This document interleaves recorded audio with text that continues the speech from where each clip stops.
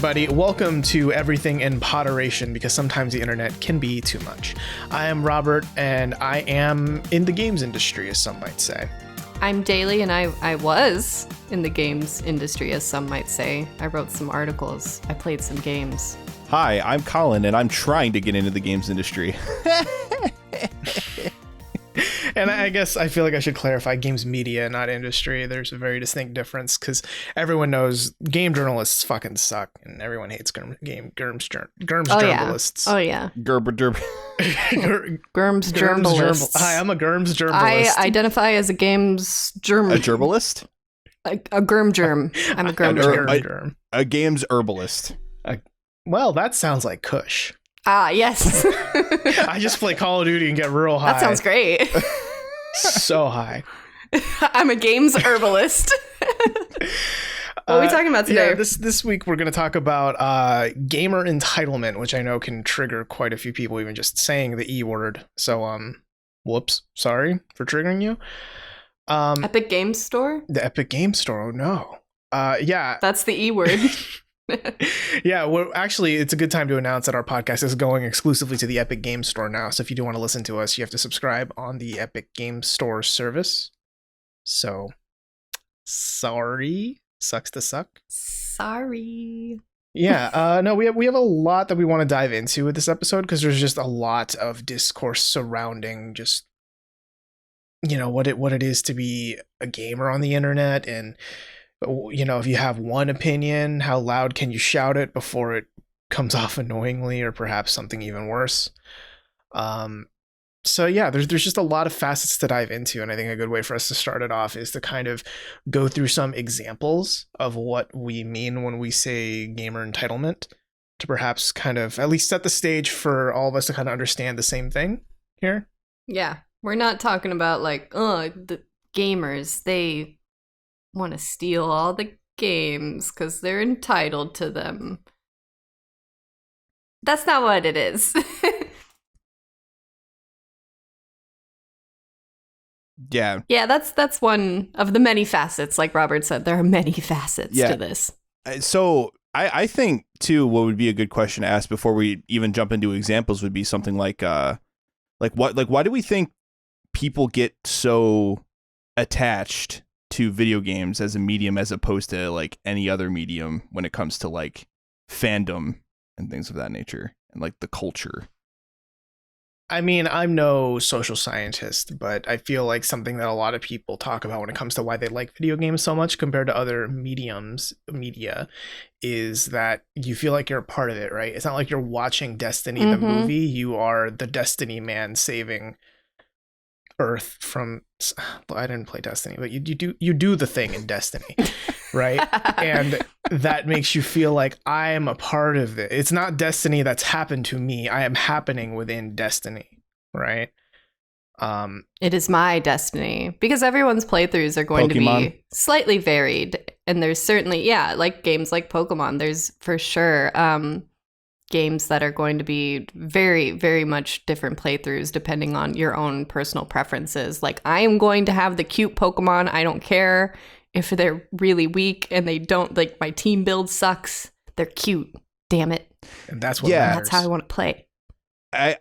Yeah, exactly. I think obviously the obvious statement is obvious thing about video games is that it's an interactive medium, right? And so you're taking an active role in what's happening in the story and the action, what have you.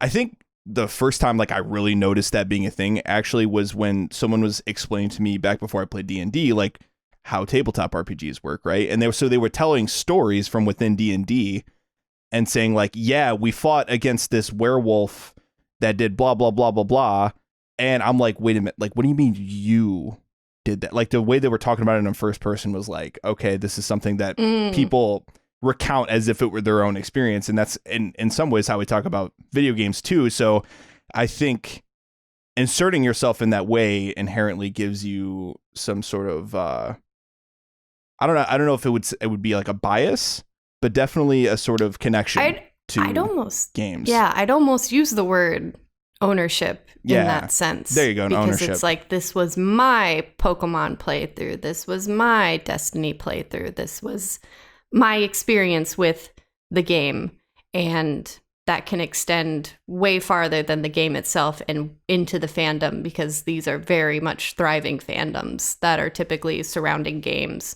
Right. So there's even more media to interact with outside of the piece of video game itself. Mm-hmm.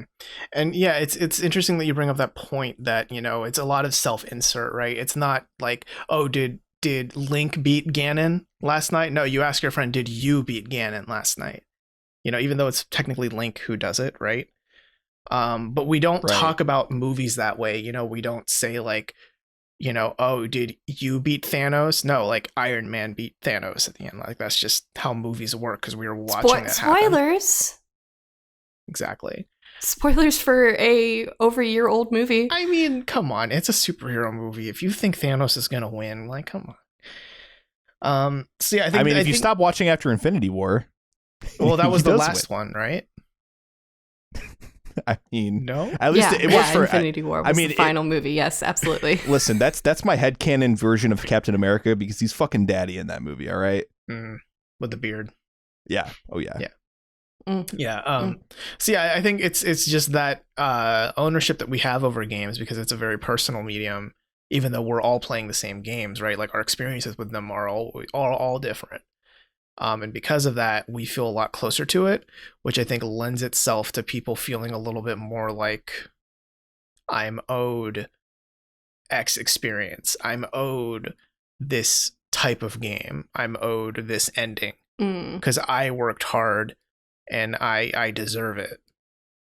Right. I gave you my money. I gave you my time, my mental real estate. So you owe me this. Mm-hmm. Yeah.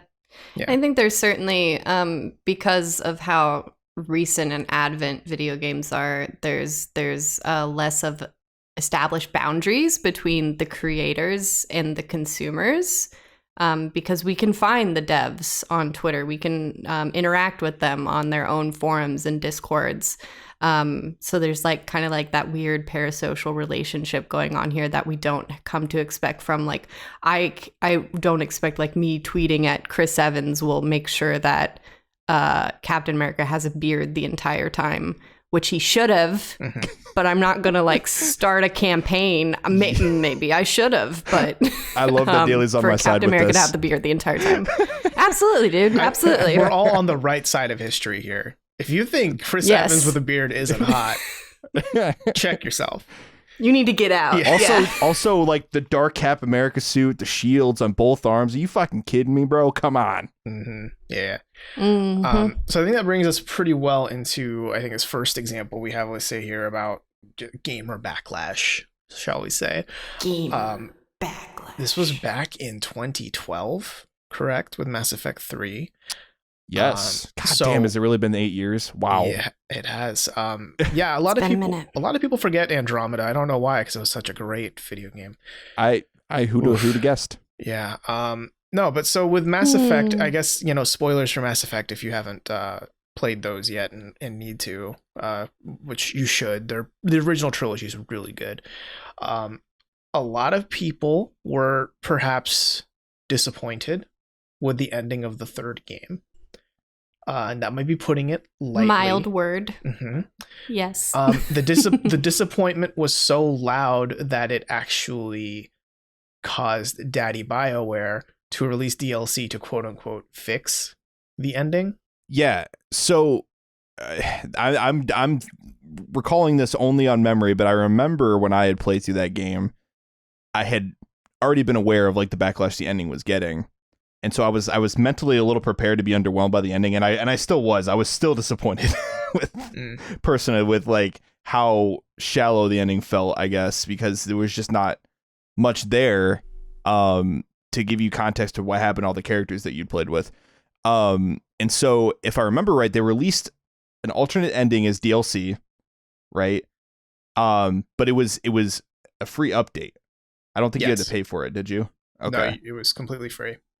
But then I think they did actually release DLC down the line that was paid, that still added on more to the ending still. But I'm not 100% on that. Are you talking the Omega thing? Maybe. You might remember it better than I do. I don't think that changed the ending sequence, but it did add. Okay. It kind of felt like the the end of like 80s and 90s movies, like Where Are They Now? Yeah. It kind of felt like yes. that to Mass Effect. Gotcha. Like so and so is now doing this, and so is doing this. Yeah. And, like the stills, etc. Yeah, it didn't do that exactly, but it just felt like kind of this, cleanup at the end of like, here's some closure with some people. Right. I wish we had DLC ending redo for the end of Game of Thrones, but I don't have a expectation of that happening. Mm-hmm. Right. So like all this is to say though, right, that this is basically the first big time sense of like this idea of gamer entitlement, right? This is like the first time it becomes a coined term. People are throwing it around, talking about how like they need to change the ending because it just did not feel up to snuff. It wasn't worthy of this entire 3-game journey that we'd went through. So people were telling BioWare that, hey, we need more for this ending. And it caused a complete uproar online because of that. Mm-hmm. And I do want to add some nuance to this discussion, because I think that another reason a lot of people were angry with Mass Effect 3 is also the day one DLC. And it was revealed that DLC was on the disc. So anyone who bought a disc couldn't access a certain data on it unless you paid another $10. And this was for that Prothean companion. Ooh. I don't know if you guys remember it, but there was like a companion that was like the precursor race, right? Like the one that in 1 and 2, everyone's like, oh, the Protheans, they lived before us. And I'm also now double checking myself. Is Protheans a Halo thing or that's a Mass Effect, right? I want to say yes. Halo is like the precursors. Sci-fi. Video game sci-fi. Yeah. I mean, man, we did such a good job. I think Halo was just straight up the up. precursors, but then Protheans was actually they actually gave them a name versus just like a precursors thing. But yes. Right. So this DLC was, hey, one of them is still alive somehow, and you can have him in your party if you pay us $10. And that, I think, is a fair thing to get mad at, because it's something that BioWare did that clearly, is kind of like price gouging a little bit, right? Yeah. Piecemealing out story content has always rubbed me the wrong way. Like, I understand if it's like, and there's going to be a new adventure like a couple months later, but it's its own full thing. It's like, okay, this is a new chapter that I'm paying for, rather than like, you're not going to find out what happens to the characters until you buy this new thing. Mm-hmm. Yeah. So, and to give even more context too, so 2012, this was already years after that several more heinous practices starting being implemented in games, like when they would release, right? So I want to say like around 2007, 2008, we started seeing like the advent of like online passes, right? Mm-hmm. Or characters being held back from fighting games and being like downloadable content for extra money. So all that stuff starts to become a thing. And around 2011, 2012 is really where it started to peak. I think one of the most notable ones for me was the Azura's Wrath thing, where basically Capcom withheld the ending episodes of the game. If you wanted to see the ending, you had to pay for it. Yeah. So. Ooh, yikes. Yeah, not great. And on top of that, like there were several games where you had to pay, like if you bought a game used, you had to pay the online pass. Mass Effect 2 being one of them. If you wanted the Cerberus network connection, you had to pay for the online pass unless you had the game brand new. So I think what Mass Effect 3, the ending debacle, signifies on top of that is just sort of a lot of that vitriol, a lot of that anger kind of coming to a head, but kind of veering in the wrong direction too. So like coming at creative decisions when it comes to storytelling as opposed to monetization. Yeah, and that's where I think the difference lies that a lot of people maybe miss, right? Is that DLC and battle passes, online passes, loot boxes, etc. Those are all business practices, right? Not to say that the developer doesn't, build out the game from the beginning hoping to sell microtransactions, but like that's one thing to get mad about, and it's fair to get mad about it, I think, because we're again still early in this industry. It's like less than 50 years old and we're still kind of figuring it out, right? But then to channel that anger into I didn't like the ending of this game and act on it, it feels misguided and misplaced, right? It would be if you were to apply it to a movie, it'd be like to see Avengers Endgame, you would need to like solve this crossword puzzle to earn the right to find out the address where you can go to buy a ticket. But then when you buy the ticket and you get there to like punch your ticket, it costs $10 to open the door to get inside the theater. That's all really shitty, and that's all like I would be mad at that. But that doesn't that doesn't translate to I didn't like the end of Endgame. Marvel, please fix it. Yeah. Right. There's not going to be a patch, and there's no expectation of a patch. It's definitely just within the realm of gaming that we have this kind of idea that the consumers can change the product, even if it's so core as to change the way that a story ends. Yeah. So in other words, Daily, what I think you're saying is essentially the whole Mass Effect 3 ending thing set a precedent where gamers felt like, you know, if they were loud enough, they would do something. They would make the changes that they were shouting for. Yeah. And this was, I think, some of the first inklings of the new thing that gamers hated to be called, which was entitled.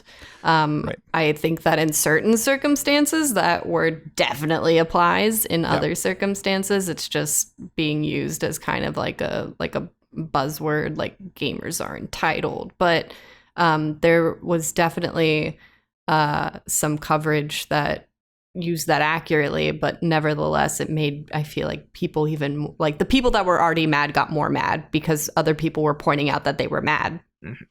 It's basically saying you mad bro over and over again. Yes. Yeah. Let's go. Yeah, that was that was still around in 2012. You mad it's bro. Right? It's still around today. It's the rise of 2020. I think that was around the rise of Rage comics. Remember those guys? Mm-hmm. Yeah. Problem. Oh, we getting old, y'all. No, I think to jump on that point that you just made there, Daily, about it. It's so funny, right? That gamer entitlement, the real evil buzzword, is basically a shorthand way to say fans of video games got so mad about something and they voiced their angry opinion so loudly that they're trying to make change, right? And it's funny to me that these people hate when you call them like entitled gamers, and their response to it is to get even angrier. Like that's their solution to, oh, they think I'm an angry bitch. So to prove they're wrong, I'm going to get even angrier. I'm going to be a more angry bitch. Yeah. More angry. And I'm all for like pouring frustration into trying to make things change. But I think that there's other avenues that could be utilized towards, instead of like, you don't be an Epic Game Store exclusive, because that's annoying to me for some reason. Yeah, can we talk about that? Can everyone just... That's a dirty word, isn't it? Can everyone stop being mad about Epic exclusives? Like, just download it. Make an account. Can someone explain to me, like, why? Like, I understand, like, Epic is inherently associated with Fortnite, and there's a lot of people that are very annoyed with Fortnite as a concept. Is that why the Epic Game Store exclusivity is so anathema? Bonus word of the day. Anathema. All I can gather from it is that people just feel really inconvenienced that they can't have all of their games in their library in one place. But it's at the end of the day, it's like that's already been a thing with BattleNet's stuff, even before Epic Game Stores was a thing. And I don't know. It to me, it just comes at like, let me know if I'm missing something here, but it's people just being upset that they had to download another launcher to play their games off of. So there is one argument against Epic Game Store that I do understand, but I do think it's used as a scapegoat a lot. So when Epic first started doing the big launcher business, people found out that there's a little bit of like Chinese spyware in it. And it's not even necessarily malicious spyware, but just more like, hey, Tencent is tracking your data. I believe that like a month or two after that, it was found out that if you have both Epic and Steam installed, Epic will spy on your Steam folder to see like what you own already and like adjust their targeted ads based on that, which that's not great, and it's a little bit suspicious that it's coming from Tencent too, which is a Chinese owned company, and if you're an American, that could rub you the wrong way, right? But on the other hand, why are you still using Facebook and Instagram and Twitter and Tumblr and everything else? I think a lot of people have come to accept that you're getting spied on. Like your data just be out there. Mm-hmm. Yeah, privacy doesn't exist anymore, y'all, in case you haven't noticed. But I don't feel like the people that are upset about that aspect of the Epic Games Store are the ones that have deleted their Facebooks and have wiped their online presence entirely and have NordVPN up constantly. Please sponsor us. What up, Nord? I feel like they're just... There's just another, like, I want to be mad at Epic because that's the thing to be, is mad at Epic? Yeah. Question mark? It's trendy to be angry. And that's what's so frustrating, is that I do think that that's a legitimate argument. Like, I think the argument of I don't want my data stolen, I think that's a fair, like, I get that. Like, I totally understand it. No one wants their data stolen, right? Right. But it also feels like it's being used to fuel the ulterior motive of, I just don't want to download another launcher, you know? And I feel it's slightly inconveniencing. Yeah, and I wonder if it has something to do with just not to generalize too much. I say as we generalize gamers, there's a lot of anger in the games, not industry. Well, in the industry, the gaming sphere in general. Yeah, the whole Twitter sphere of gamers, right? There's a lot of anger and everyone's quick to make snap judgments. And once someone made the snap judgment of Epic bad, that became trendy and hip and everyone just kind of parrots it and does it and just fuck Epic. I hate Epic. Jumping on the hate train. Exactly. Yeah, it's interesting you put it that way, as a lot of anger, because that's where I don't understand when you see the messages that developers who have made deals with the Epic Games Store before, like Ben Wasser, who's the one half of Glumberland, which does Ooblets, which love Ooblets, very pure game. He and his wife were getting like death threats and racial slurs and homophobic slurs and lots of fun stuff like that thrown at them because of an Epic Game Store exclusivity deal that doesn't even last forever. Now, to paint that, like, how do you get that angry? To paint that in a little bit of context, I think when they announced that they were going to be Epic exclusive, right, they had a little bit of kind of snide, like, we know you're going to be angry, but you know what, fuck it, like, we're doing it because it's good for us, right? And when you frame it that way, I think you are somewhat welcoming people to be a little bit miffed at you. Not to justify, like, there's never really a good justification to call anyone a slur of any kind based on their identity or even identities they don't have, right? But I think that that's possibly where it's coming from, compounded with, oh, it's Epic exclusive, so it has to be bad. Yeah. I think a lot of it stems from just, so people get so angry about a lot of these games, but a lot of the games in these cases, right, still manage to sell well, and that's not a coincidence. You know, so I mean, The Last of Us 2 is a great example. Very controversial, a lot of pissed off people with that game, but by God, it did sell. Like, I think it was like 10 million copies within like the first week or something like that. It was like just an insane amount of copies. I think it's the top selling PlayStation 4 exclusive.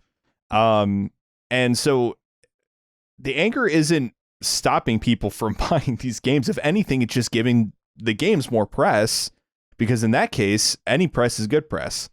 And so those games are going to continue to sell. So in some instances, I mean, I'm not the anger is never justified when it comes down to like threatening developers or anything like that, or attacking them on social media. That's never justified, but the anger is serving some sort of benefit in terms of the numbers game. So I don't know it. But that is to say that the rite of passage into the games industry still should not be death threats. Yeah. You're not a real dev until you've someone has posted your address and said, "I'm watching you." Yeah, exactly. So I've heard that firsthand from someone that works at a big name company. They literally told me when I was talking to them that like, yeah, you don't know you're in game dev until you get your first death threat. And I'm like, oh, woo. Okay, can we like just kind of real quick? This shouldn't be a topic we just gloss over, but why is death threat this like? It's in the top 3 of a thing an angry gamer does. Like, why is that why does that happen so often? Yeah, it's death threats, or if you're a woman in game dev, God forbid, rape threats. Oh no, then it gets more creative. Yeah. I mean, they get real creative. Yeah, doxing is part of it too. It's like, why? Because I don't think I've ever been that angry. Or is it that it's been normalized to the point where it's like, if you're just slightly miffed, it's like, yeah, maybe I'll set a death threat or 2. Is it normalized to that point? I don't know. I want to give people the benefit of the doubt and say that they're, normally functioning human beings that can control their emotions. But maybe if you're in an environment that has just been like, yeah, we're going to send some death threats for so long, it seems like a, typical Tuesday afternoon. Yeah. I just don't imagine. I can't imagine what goes through someone's head when someone decides to get on Twitter, hit up some dev at Insomniac and threaten them for not putting in their favorite costume for Spider-Man in the game. Like, yeah, like you better put Sam Raimi's Spider-Man costume. Is that a real example? I gotta ask. This is a real example. This is a real example. So there was a whole thing where people were throwing all sorts of shade at Insomniac because they hadn't put Sam Raimi's Spider-Man costume in Insomniac's Spider-Man game for PS4. And lo and behold, they come out like a couple weeks later, like, hey guys, we were working on this like all along. You guys just had to wait for it. Like, and everyone was being absolute dicks to us. Yeah. And just just being absolutely so demanding. When it's not even like, it's superlative, like not superfluous stuff. Like, I wanted this skin. I wanted like this specific character to make a cameo, even though they've been dead for most of the series or something. Like, really specific stuff that no one owes you that. Mm-hmm. Right. Yeah, it's frustrating to me that that's just the thing that people jump to. It's threats, it's doxing, it's death threats. It's like, it's these people that don't understand the weight of their words sometimes, right. Like, I'm willing to bet there are quite a few people who do it just to jump on the bandwagon. Like, oh, it's really cool and hip to send this person death threats right now, so I'll just kind of do that while I'm taking a shit right now, like whatever, but that's exclusively what's happening. But that's the sad thing, is that it's probably like there's someone out there. I'm calling someone out right now that they're on the shitter and they've definitely sent a death threat from it before. And to them, that's what their brain power is. That's how much this matters to them. It doesn't matter at all. But then when someone receives that threat, along with a mountain of other ones, hey, that doesn't feel great. No, I mean, and after a while, you just kind of got to turn yourself off from those channels, which I'm sure a lot of game devs have. I'm sure Neil Druckmann certainly has. And so I mean, a lot of it that just stems down to the whole, like, person on the internet is anonymous, so they don't feel like they're going to be held accountable for what they do or say. But I've also seen times where people do like message from even personal accounts, and then devs will put them on blast, or media people will put them on blast by screenshotting the conversation or whatever, posting it on Twitter and being like, guys, don't ever fucking do this. Like, don't do this at all. But then it's so frustrating, because then even then, which I think that's fine to be like, hey, this person publicly put out this information under their real name. Like, yeah, someone's going to be able to find that. There's consequences to your action.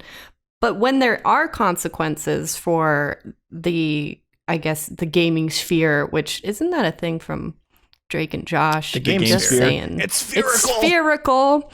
But the gaming sphere as a whole, when there are like consequences in the form of like games journalists being like, we're reporting that there was a lot of backlash and people are very angry about this, and the dev has received like just reporting on the facts, which then in turn feeds into the idea that, wow, gamers are really angry and can be very toxic.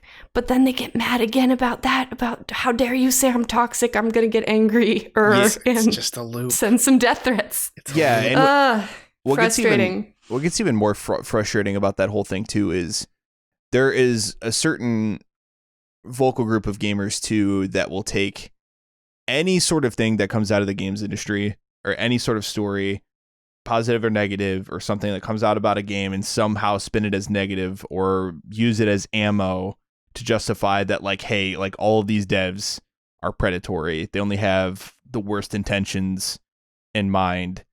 And I assure you, that's not how game dev works at pretty much any level.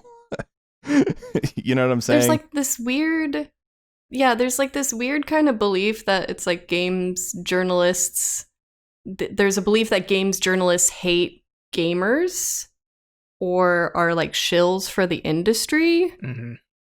Enthusiast press. Like, enthusiast press. There we go. Yeah.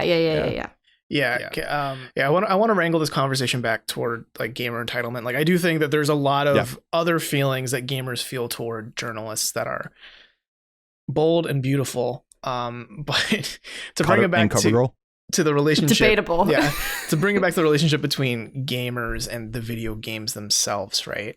I think it's a good time for us to maybe crack open the cold boy that is The Last of Us 2. I think that's a really big example of something that's happened recently. So I guess to preface where I'm coming from with this, I think we all know here in this room and possibly you listening that The Last of Us 2 is a very has sparked a lot of vitriolic discussion. Right.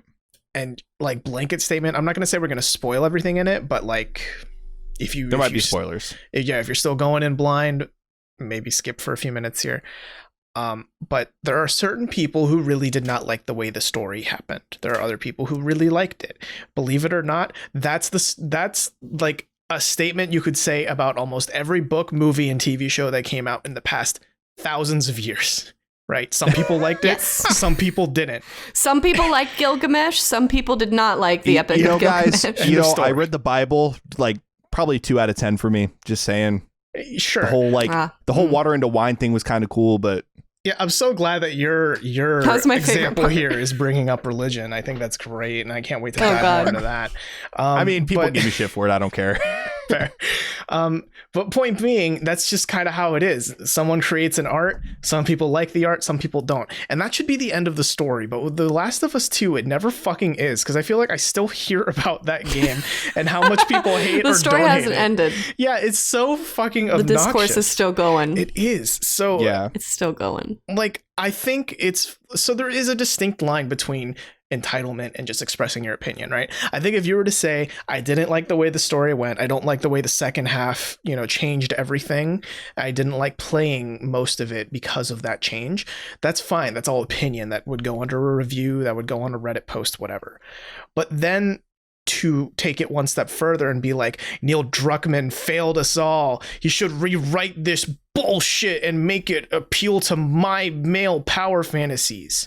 And also, there's no way Abby can be that swole. There are Reddit posts out there that are deconstructing background image assets to explain why Abby can't be buff.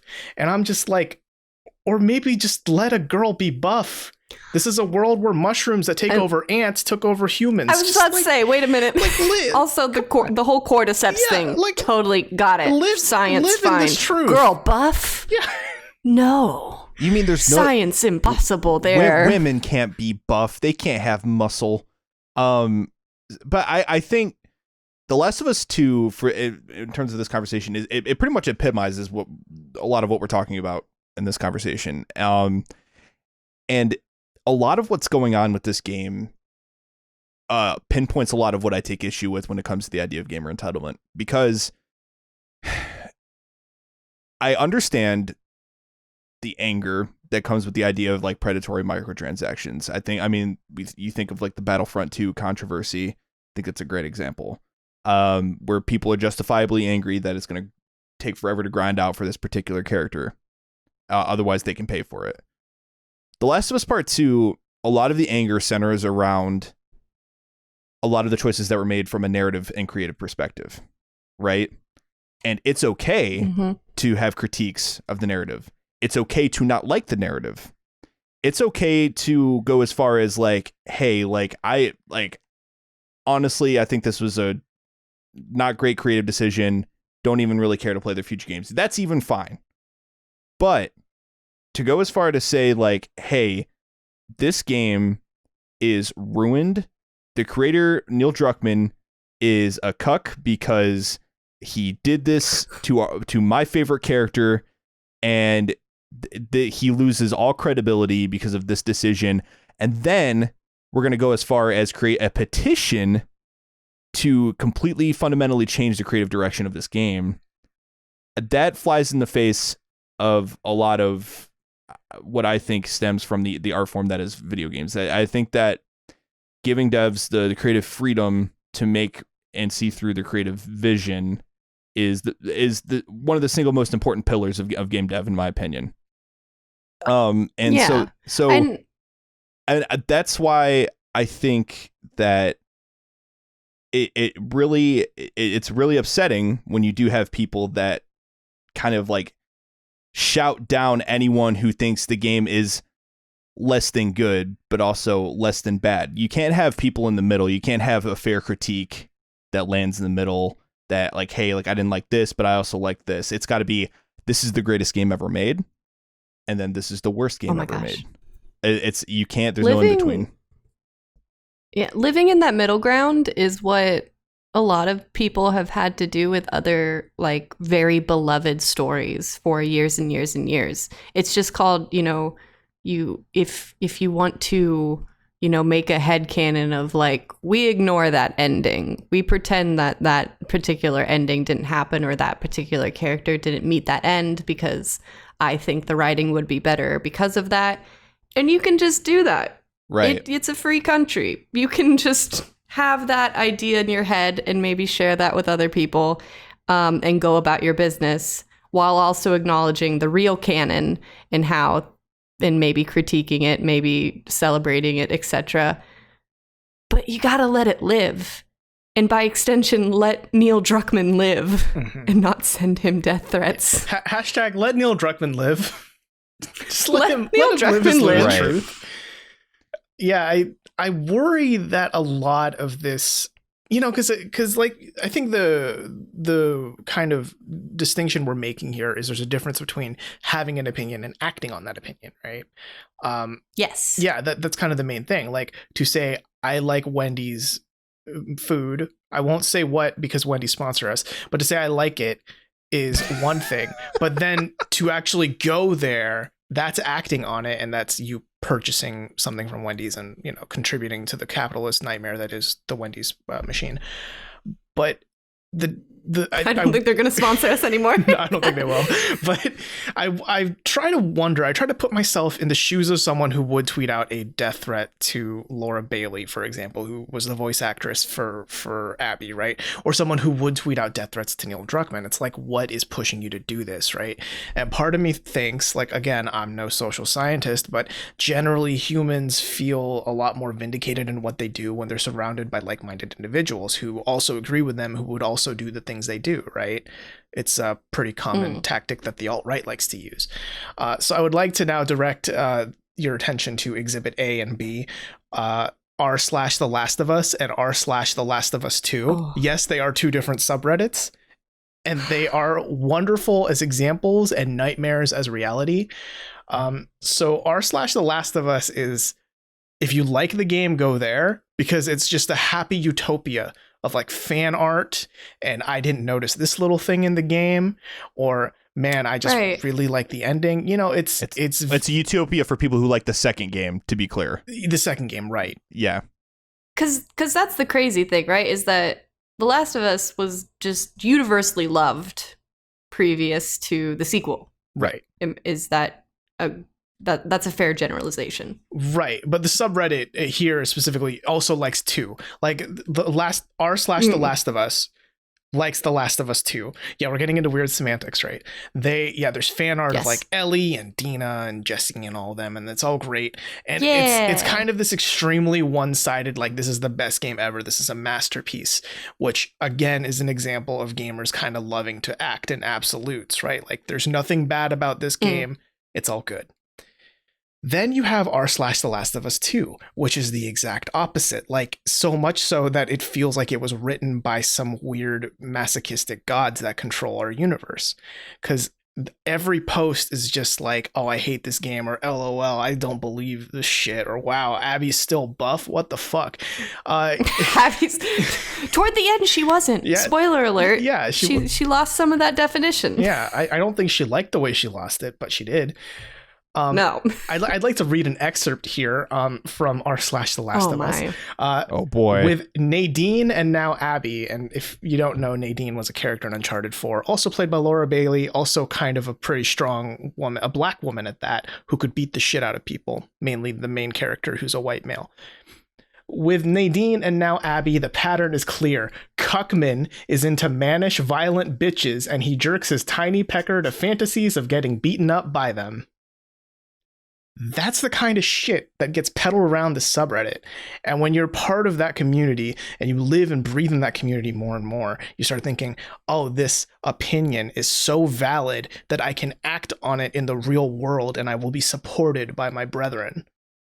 Hence, I'm going to send him a death threat. Man, is this subreddit a taffy puller? Because that's a stretch if I have ever heard one. That was really good, Colin. It was so good. That was a good one. Yeah. But no, to put it in Avatar Everyone terms. Congratulate Colin real quick. To put it in Avatar terms, basically, The Last of Us, The Last of Us is there's no war in Ba Sing Se. And then The Last of Us Part 2 is the Fire Nation. Yeah. And what I hate is there's nothing in the middle. There's nothing like where I feel like I can go where I thought The Last of Us 2 is a fine game. I didn't love it. I didn't hate it. But you know, there's stuff to talk about there. It's a very meaty game where you can actually dissect it and critique it. But you can't because you either have to like it or hate it. End of story. Yeah. I just want to talk about that Seattle doesn't look like Seattle. That's all. That's not the Cheesecake Factory. It's not the Cheesecake Factory. That was my main beef. Yeah. Is that I know that there's a Cheesecake Factory there, and they were too cowardly to put a decrepit Cheesecake Factory. That would have hit harder, you know? Yeah. To see the Cheesecake Factory fallen. Decrepit Cheesecake Factory. I remember going there during PAX. That's what we should tweet to Druckmann about. Why the fuck didn't you put in a Cheesecake Factory, huh? I wonder how much was their licensing, Druckmann? Huh? You could afford it. I don't know. No. The Last of Us Part 2 though, I remember when that game came out, there was so many opinion pieces, so many vitriolic opinions floating around on Twitter, so many reviews from so many different viewpoints that it almost took away from my own personal enjoyment of the game. Like, I felt like I couldn't, in a lot of ways, enjoy the game for myself. Like, I was being just inundated with all of these different opinions. And so it almost made me feel like I was struggling to form my own opinions because of that. You know what I'm saying? Like, I was trying my best to be sort of put my blinders on, just go and be objective, go in as dark as I can. And so, I mean, some of those criticisms like kind of seeped in there, but I tried to go on media blackout as much as I could after that. But it was like annoying me a lot that I felt like I wasn't able to just enjoy the game. And that's when this sort of thing can become like a big deal. That's when it can affect a lot of other people's experiences. But Colin, you know, as a human, you're entitled to your opinion. But as a gamer, I'm entitled to force my opinion on you. Right, and I'm going to shout you down until you have something similar to my opinion. Mm-hmm. Yeah. Yikes. That's what that's what really sucks when it, like, not only as like a gamer, like, and that's because of the entitlement that we're talking about, it's hard to claim that like identifier because it's like, oh, you're a gamer. Yeah, kind Ooh, that comes with a lot of baggage these days. Yes. But it's even, I imagine it's even worse for the devs, like, to just live in this. And it's hard to know, like, at what point you can, I guess, argue or take a stand or fight back about it. Because if you say anything, I think that was very indicative when the Diablo Immortal thing, which I think was a big bungle on the part of Blizzard, should not have happened at that announcement, should not have happened at BlizzCon, in front of, the biggest Diablo fans that there are. And then like, hey, mobile game, don't you guys have phones? Like that, that's going to live in infamy forever. Yeah, just one question. This an April Fool's joke? Yeah. I think my favorite recent dig at the whole thing is Path of Exile. They announced their like mobile game, and someone, like, they did an AMA recently, and someone asked like, hey, so with how you announce your mobile game, like, how'd you approach that? And they said, well, we made the smart decision of announcing the mobile game after we announced the big sequel. It's like, oh, yeah, yikes. There is a certain, you got to be aware of like fan expectations for sure, but simultaneously it's like, I feel like if you have a product that you're going to put out there for people, like, you shouldn't have to worry about those people literally attacking you for it. Right. So it's interesting, the contrast of this conversation to the one about The Last of Us Part 2 in some ways, in that it feels like when you have something like the Diablo Immortal announcement, it comes across as out of touch, right? It comes off as something like the developers really don't quite understand what their fans are expecting out of this, whether that was the people on stage they're doing, or if that was someone higher up that was just like, hey, we need to get some do a mobile game. Right. We need to get some influx of cash. Maybe that's Tencent talking, since they own part of Activision Blizzard.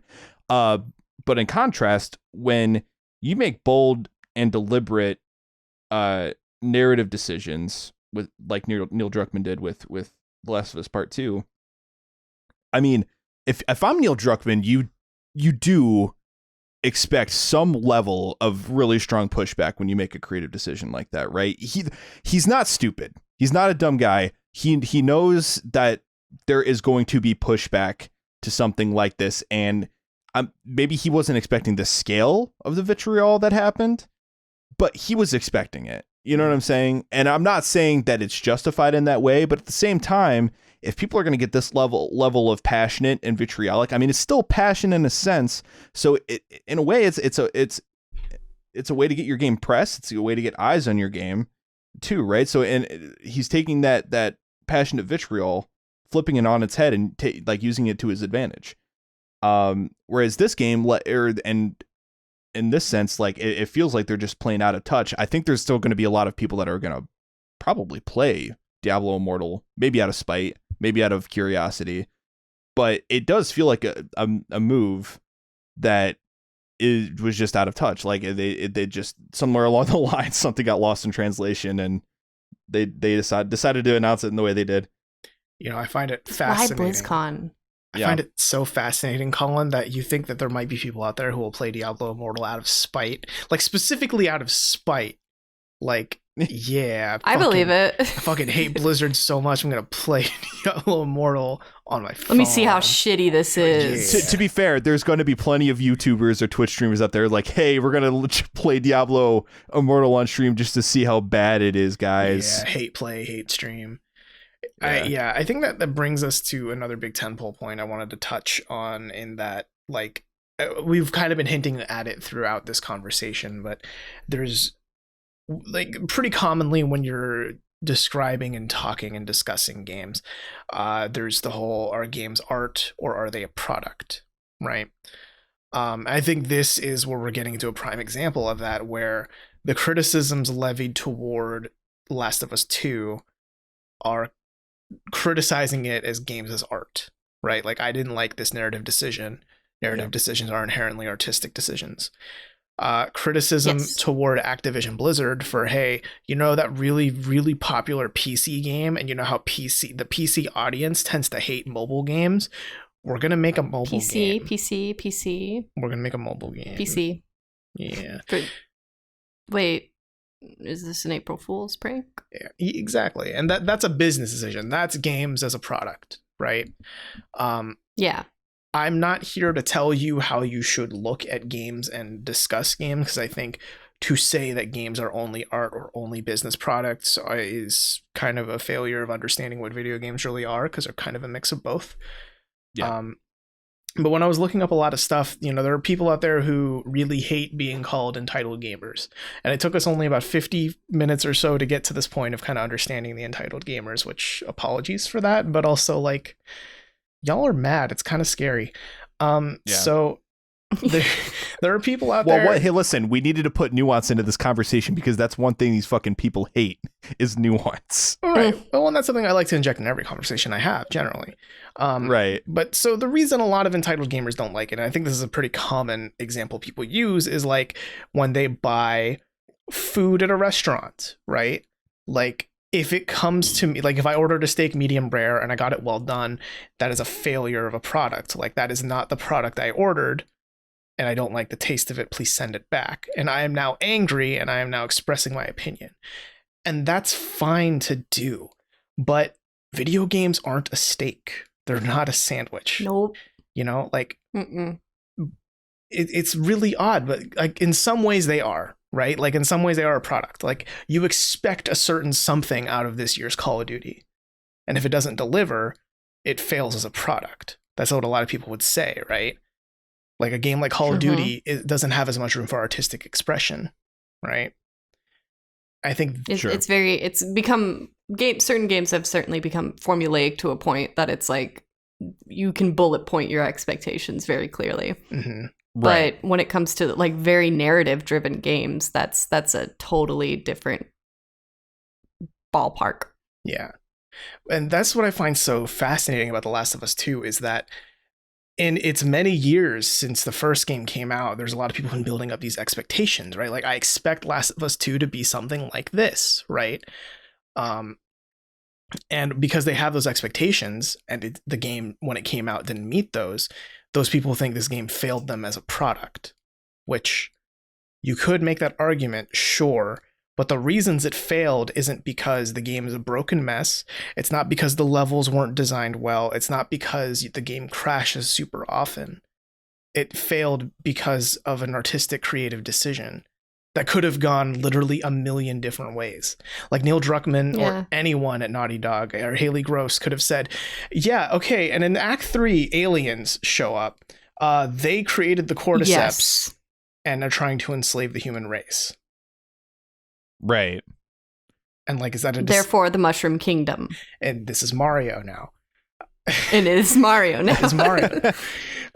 And that's a creative decision. And, like, I could see people getting mad at that, but I wouldn't get mad at it as this game failed me as a product. It's just like, oh, well, that's not the way I would have liked the story to go, but hey. And it's more of like a you problem if you don't like it too.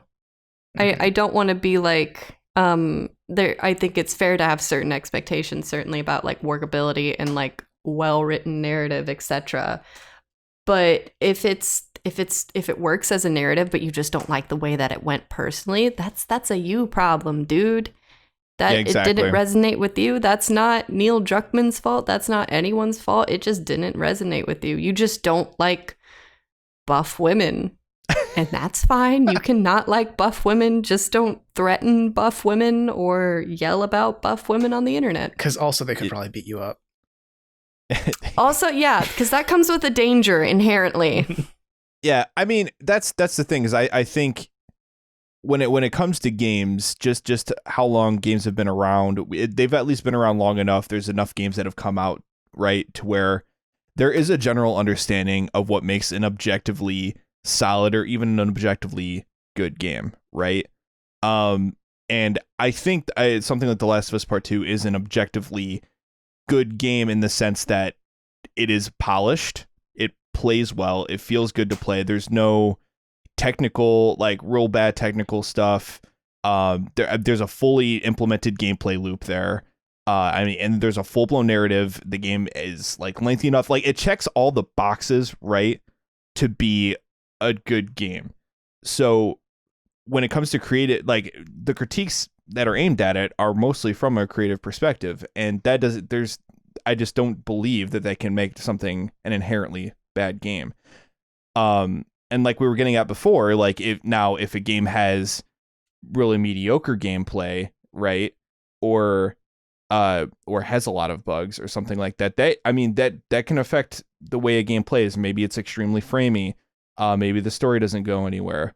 Like then we're getting into the territory of like, yeah, this might be a bad game. And all of this is to say that there are many aspects to a video game, and not any one can really determine whether or not it's a good or a bad game. You know, whether or not there's a buff woman in it determines whether or not it's a good or a bad game. Right. Yeah. But I think in the discussion of games as a product, I mean, there are games that, you know, this maybe the selling point is more so the story, like The Last of Us, but then you get things that like lean into more live service stuff, like your Destinies, or even more recently, Marvel's Avengers game from Crystal Dynamics. Like that game to me, right? Like, and this is my personal opinion, but like if you were to think of like a game that feels like it's a live service, it's kind of like focus grouped in, like it's released as a product, because it's covering a really big IP right now that just had a huge movie release, right? The gameplay is not bad at all. Like it's fairly solid gameplay. It gets the job done. It feels decent to play. You get to play as your favorite characters, and it has microtransactions. It's got, you know, you can buy cosmetics and all these other things, and there's, you know, battle passes and things like that for individual characters. It just feels, by today's standards, like a product, like they're releasing this, and this is a game you enjoy with your friends, and it's an ongoing game that you play the updates for. It feels kind of, I think that's the closest you can get to just, I don't know, like a very, it's a more business driven game as opposed to a creative driven one. Yeah, I guess that's a good way to put it.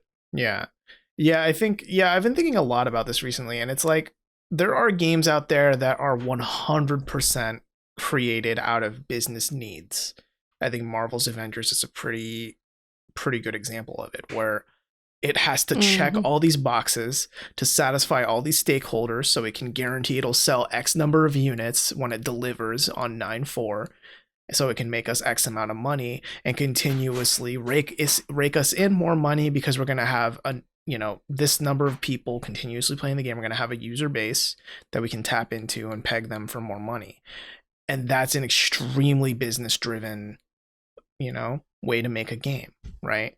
And that's fine. I think it's fine for games to do that. And I think it's hard for me to want to complain about it, or, turn on my angry gamer brain and tweet death threats at them, because they were pretty upfront about, this is the way the Avengers is going to work. Marvel's Avengers is a microtransaction driven game where it's going to be a live service, and the game's going to continuously get campaign updates and so on and so forth. And it didn't disappoint me, because, okay, I knew that before I gave them my money. Right. But then I think of a game like Battlefront 2, which is a case where gamer backlash did actually, I would say, do something for the better for the consumer, where the beta for that came out, and then everyone was like, whoa, hold on. Like, I can't play this game unless I throw a fuck ton of money at EA. Like I literally can't play this unless I'm paying to win. And enough people got mad about it, and enough angry Redditors downvoted a comment enough that they. Oh gosh. Yeah, you remember that? What was that quote? It's like, you're supposed to, a sense of accomplishment. That's what we want our players to feel a sense of pride and accomplishment when playing through, when progressing in Battlefront 2. It was something like that. Yeah. By throwing away their money. The fuck out of either throwing your money or grinding for hours and hours and hours and hours and hours and hours and hours in order to get the character that you're playing the game for.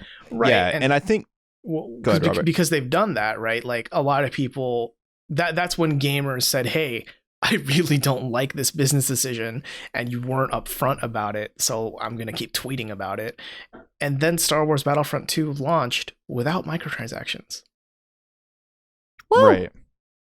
There we go. And I think that's a good, it's an example. We can channel the anger into a good thing. Yes, we can. Yeah, that's an example of when this sort of, I guess it's like positive vitriol, I guess, in a sense, people coming together to sort of like something that's righteous. Can be viewed as something vitriolic or something predatory. And I think that's more akin to the whole, like, I ordered a steak, the steak didn't come as I wanted it to be, so I'm going to complain to the waiter. I think that's the closest, analog.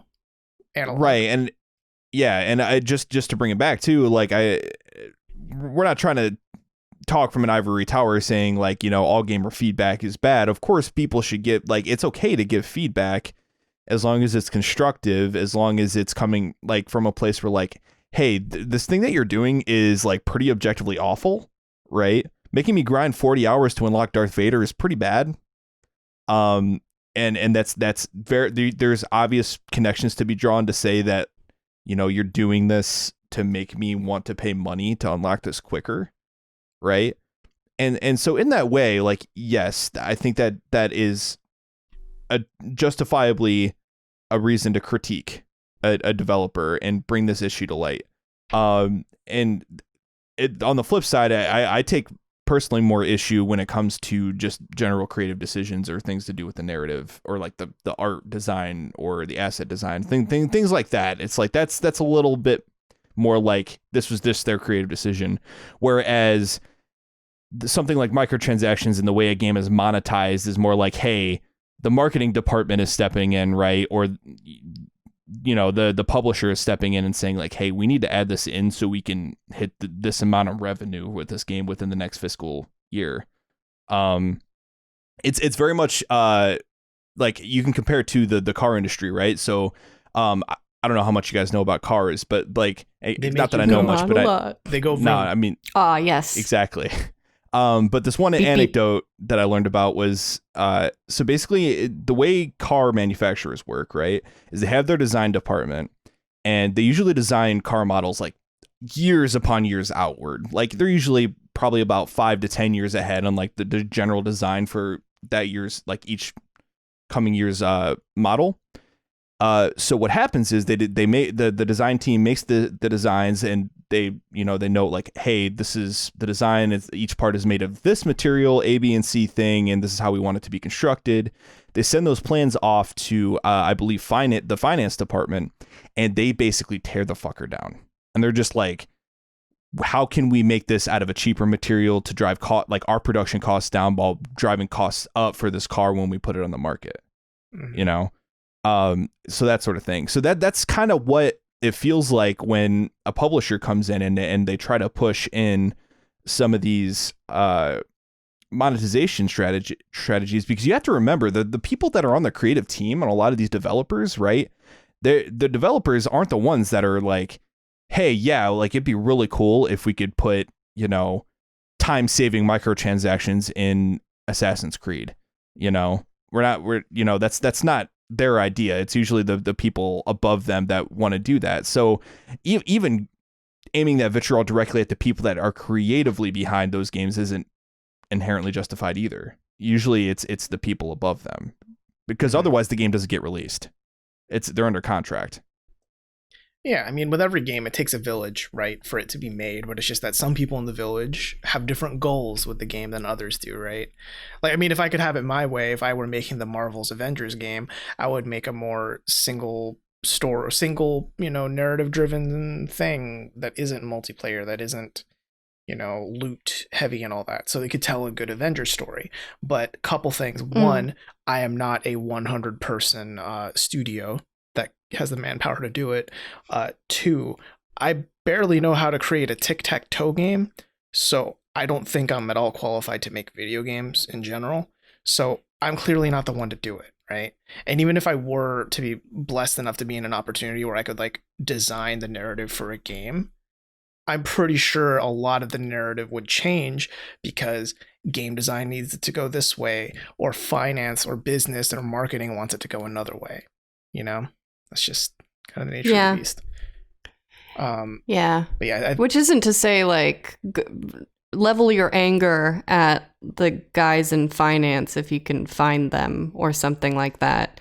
Because there's certainly like Ooblets, Glumberland, that's just Ben Wasser and his wife making that game on their own, and they made a decision that yes would financially benefit them to do the Epic Game Store exclusivity.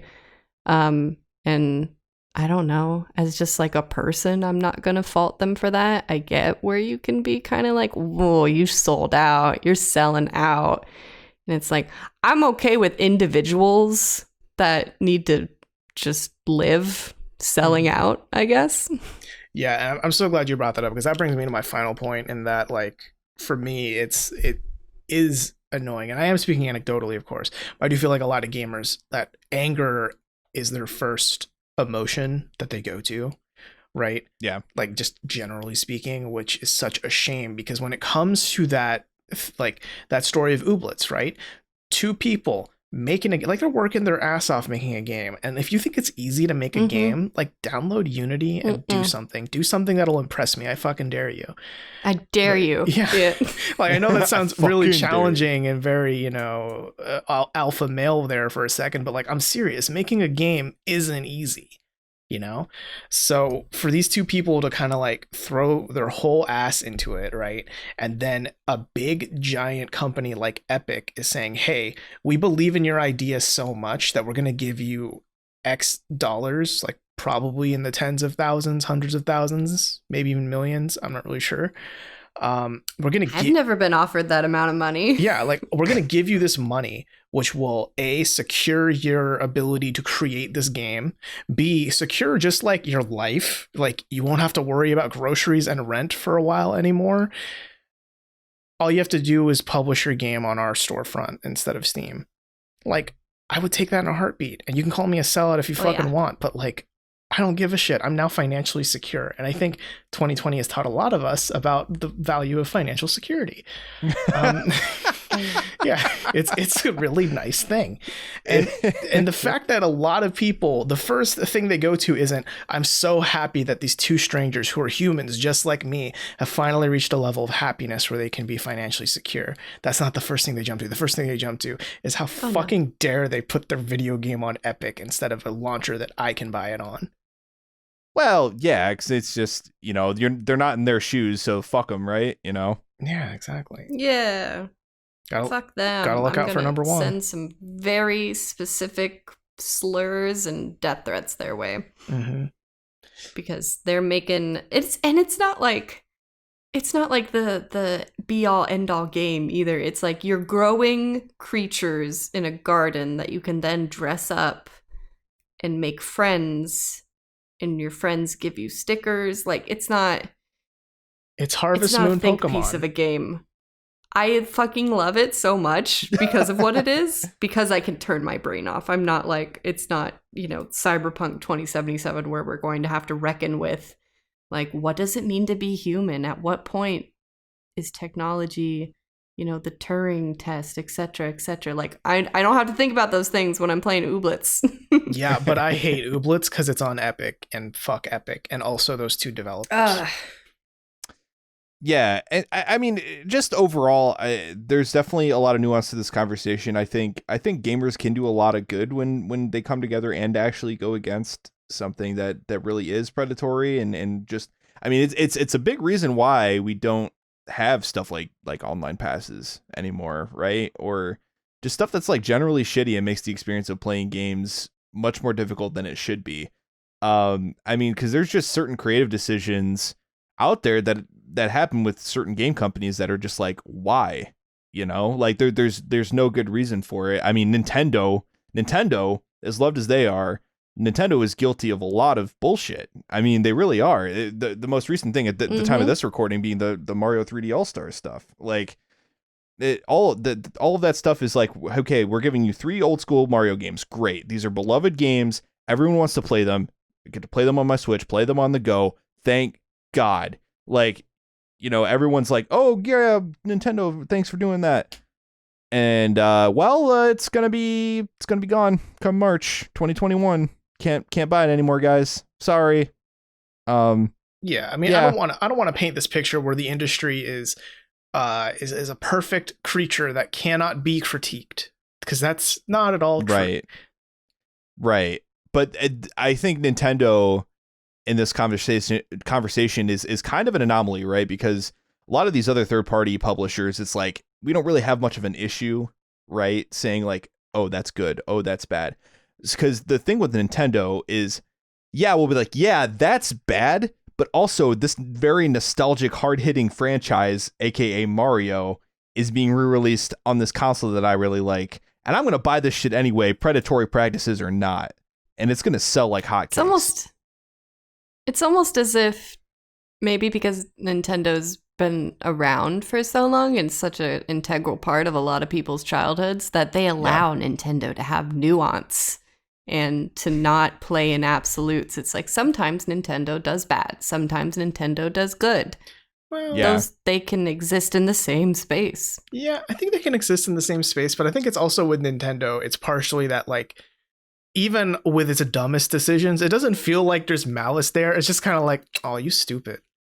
You know, but like with Ubisoft, when they make a bad decision, you're trying to get us. Yeah, when Ubisoft makes a bad decision, you're like, oh, that feels a little malicious.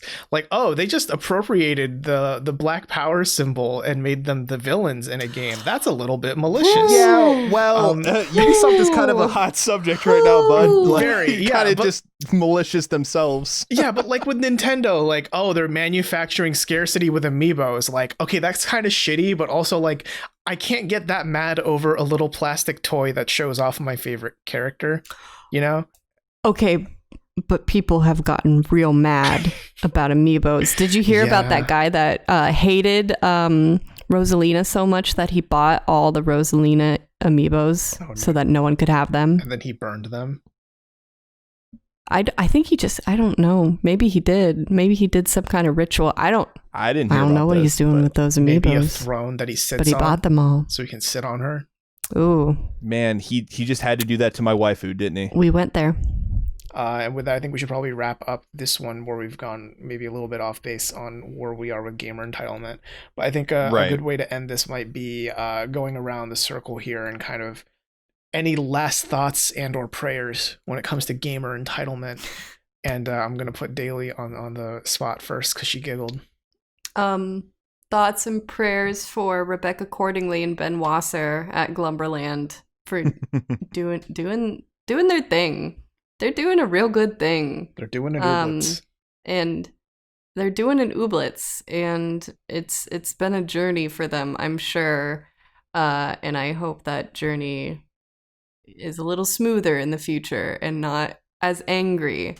But like, I just want there to be less death threats happening in the gaming sphere. There's a lot of good things happening in the gaming sphere. I think it's generally on the uptick toward less toxic as new people, new blood come into, the world of gaming, new creators, new ideas, etc. But it's not the best. Mm-hmm. It's not the best. It has its problems, but I have hope. I have hope. Mm-hmm. Colin? Yeah, so like I said before, I've kind of been beating this drum across the course of this podcast, but it's good to call out devs or publishers for that matter when they are making predatory decisions that aren't good for the health of the industry, really. But also, like, please don't waste your time. If you're going to yell at devs for making creative decisions that you don't like, if you don't like it, it's okay. It's okay to not like things. That's my sentiment. Like, if you don't like things, just say you don't like it. That's okay. It's okay. You cannot like things. And also other people cannot like things. And also you can let people like things too. Yeah, and to bolster on that, it's okay to not like things. It's not okay to force other people to not like it as well because you don't like it. Maybe just chill, Like, I think that's what the game... We could all just chill. Yeah, the game industry could just use a bit more chill. Like, yes, there are plenty of things to get mad about in the games industry. Getting mad about the way a story went, not really one of them. I think No. let's get angry about predatory microtransaction practice. Let's get angry about games that are released broken, but they still ask you to pay $60 up front. Let's get mad about games that say they're $60, but oh wait, you need the $50 season pass to really get your full game out of it. Like, there's so many other things that can make the games industry a lot more consumer friendly. Getting mad because the story of a game didn't go the way you wanted it to, that's not one of them. It really isn't. It just, if anything, it makes people more scared to identify with gamers and talk to gamers because it just makes them seem like angry people. Hey, Robert. Stop being so angry. Remember that time I sent you death threats because you don't like Bloodborne? Yeah, I do. And then I died in Bloodborne. On that note, though, hey, if you're on Reddit, go follow r/gamersbeingbros, I think is the name of it. It's like the eye bleach for gamers, because it's just people like reconnecting on Halo or WoW and shit. Or like there was one thing I saw where like a Fortniter was trying to do some challenge or some shit, and someone who was about to kill them stopped killing them and helped them do it. And it's like, that's where I want gamers to be, because I think gamers are inherently nice people. So just don't get. I know we've painted gamers to be a very negative group of people this week, but I'd like to believe most of you are nice, and we can't just let the loud people be loud. Yeah, I will never forget like those very small moments of kindness, like being offered some free bags in WoW Classic. I like cried a little bit because of this stranger just was like, yeah, here, you want this? Yeah. I'm like, oh, thank you. People can be nice, and that's what you should try to do too. Yeah. I mean, when it comes down to it, is like the worst thing about games is it has one of the most vocal fan bases in existence, but also the best thing about games is it has one of the most vocal fan bases in existence. So yeah, like it's two sides of the same coin. Mm-hmm. It's what's allowed us to create this very this really dumb podcast where we're doing a meta commentary about fans of games and how they talk about games. We're talking about how we talk about games. Yeah, we're talking about the talkers that talk about talking about games. But yeah, I think that should wrap up, I think, this first quote unquote real episode of Everything in Poderation. We'll be back